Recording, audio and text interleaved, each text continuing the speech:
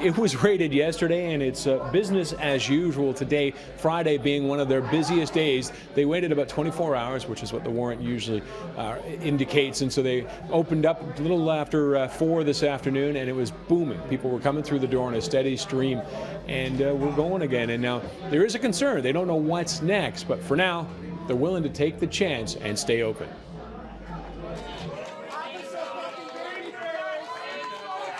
Some of them had balaclavas over their faces, jeans, parkas, no marking of police, no words uttered.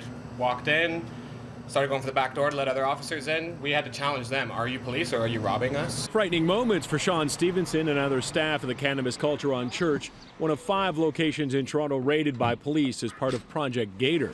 Stores in Ottawa and Hamilton also raided, along with 3 homes. As for Mark and Jody Emery, they were arrested at the airport. Once the bail hearing's over, I'm going to open the store. The cleanup wasn't too bad. Thankfully, they weren't too messy in the raid.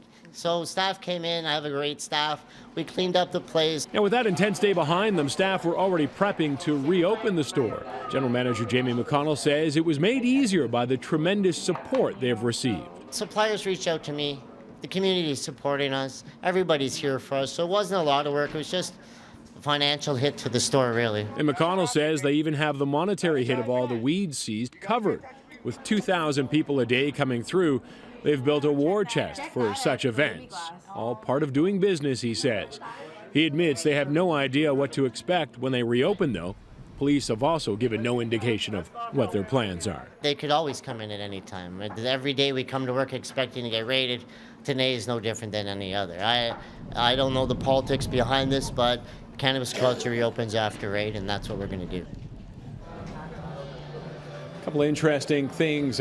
After the shop was closed during the raid yesterday, apparently there were drug dealers out on the street looking for people who were showing up to get their regular supply from the store, and they were back out on the street dealing drugs like that. Now, also, when I talked to Stevenson, one of the things he said was that during the raid they spoke to police officers, and not one of the officers felt that Cannabis Culture was morally wrong. So we are live outside Old City Hall Courthouse, still waiting for Mark and Jody Emery. Of course, as we've been telling you throughout the show, they were released on bail today along with 3 other co-accused. This is all in relation to those dispensary raids at Cannabis Cultures in Toronto, Hamilton, Ottawa, and Vancouver that we've been following since yesterday. Well, the City of Toronto is saying that regulating pot dispensaries is impossible, despite the fact that other cities like Vancouver have found ways to make it work as we wait for legalization. Well, over the last year, many efforts have been made here to shut down these pot shops, and here's where the City of Toronto stands today.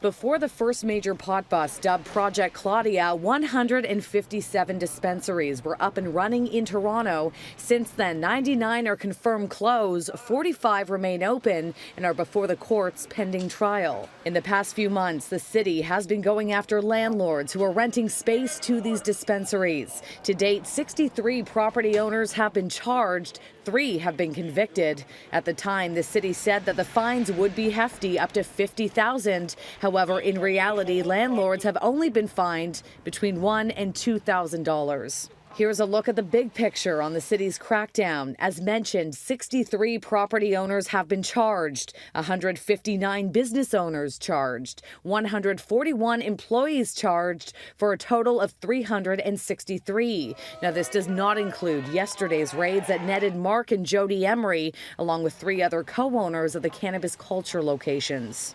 The city says only 45 charges have been completed through the courts. 27 have entered guilty pleas.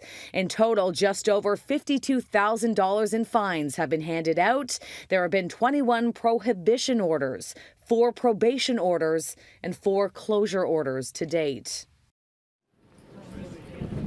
So once again, we are still outside the Old City Hall Courthouse. We are waiting for the Emerys to leave. They were released on bail. It's taken a long time for them to be processed. Of course, there are 5 accused in this, so we're hoping that they will be giving us some sort of statement. We are standing by. If it happens during our show, we will bring it to you live. If it happens a little later on, you can always get the very latest on citynews.ca.